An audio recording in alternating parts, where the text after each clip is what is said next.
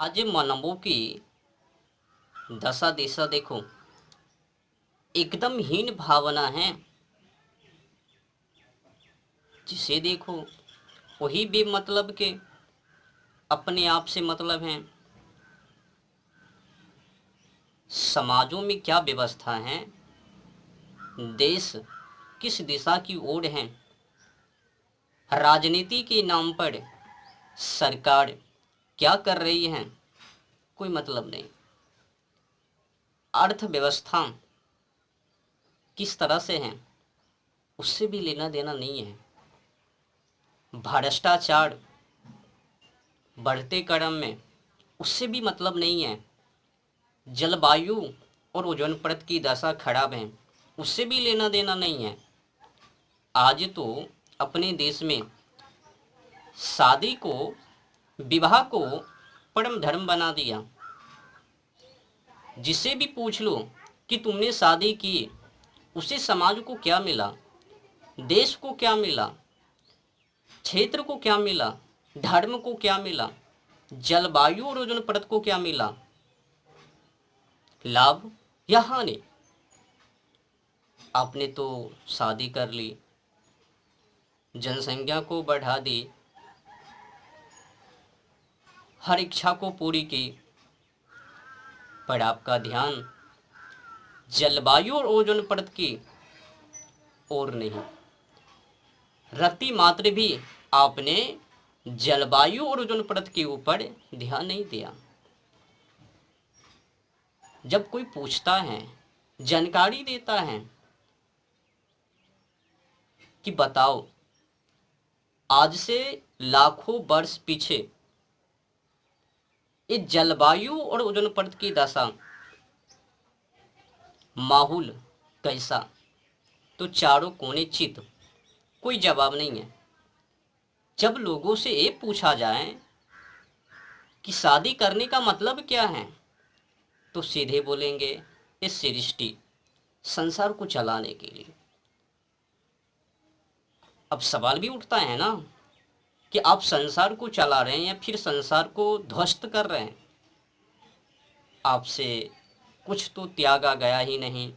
आप मछली खा रहे हो, मुर्गा को खा रहे हो, मछली को बर्बाद कर रहे हो, पेड़ पौधों की कटाई कर रहे हो। आपके अंदर तो अनेक बुराई हैं। जब समाज को, राष्ट्र को आपने कुछ दिया ही नहीं, उनके हित में कुछ किया ही नहीं, तो फिर आपसे संसार कैसे। केवल आपने तो जनसंख्या को बढ़ाने के लिए शादी की। जो व्यवहार जानवरों के अंदर, वही व्यवहार आप में है। बुरा मत मानिएगा, कहने का ये भाव है।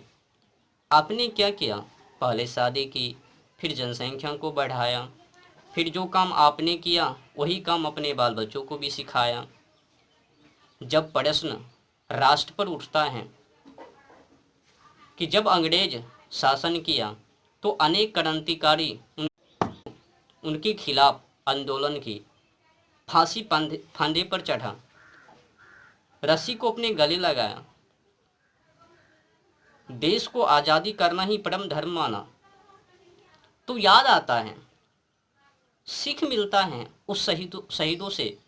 तब कहता है कि उससे भी अधिक क्रांति तो अभी होनी चाहिए। तो कोई कोई बोलता है उस समय में एक भगत, आज हजारों हजार भगत की जरूरत है, हजारों हजार झांसी की रानी की जरूरत है। जब आप उनसे पूछिए, आपके घरों में भी औलाद हैं, लड़का है, लड़की हैं, उनको बनाओ ना भगत सिंह, उनको बनाओ ना झांसी की रानी, दुर्गा भाभी बनाओ, मदम भिखाजी कामा बनाओ। अनेक क्रांतिकारी जो शहीद हुए हैं, देश पर मर मिटे हैं, उनके जैसे बनाओ। अपने घरों के औलादों को ना बनाकर मांग कि किसी औरों के घरों में निकले। अगर निकल भी जावे इक्का दुक्का, तो आज की सोच ये है कि उनको आतंकवाद घोषित कर देता है। इक्का दुक्का तो आंदोलन भी करने के लिए आगे बढ़ता है, उनको हीन भावना से देखता है।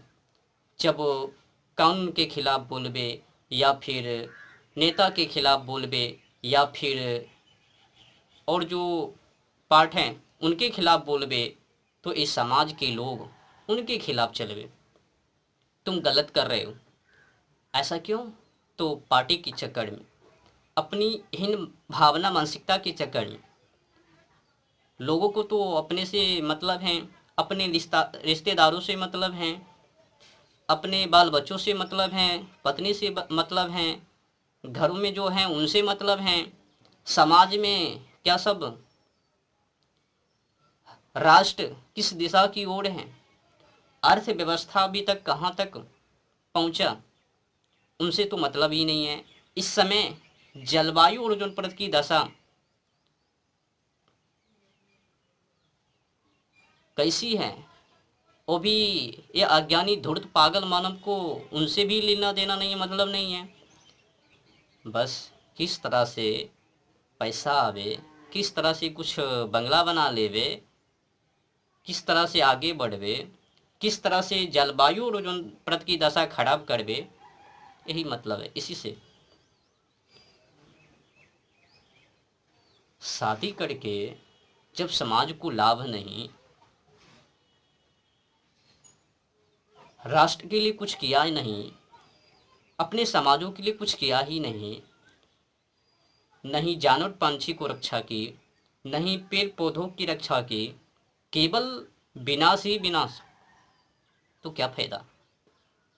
अब मैं ये नहीं कह रहा हूँ कि शादी करके एक किया वो किया गलत किया, कहने का भाव ये है करो, पर अपने आने वाले नस्ल औलाद को धर्म पर तो स्थापित करो ना। किसी को भ्रष्टाचार के खिलाफ लगाओ ना। ये जो हर हमेशा सरकारी कर्मचारी एक गरीब से रिश्वत लेता है, जो मूर्ख हैं उनसे रिश्वत लेता है, ऐसे ऐसे भ्रष्टाचारी के खिलाफ लगाओ ना अपने औलादों को। अंग्रेजों के ज़माना में उतने क्रांतिकारी शहीद हुए हैं, उससे बढ़ चढ़कर तो आज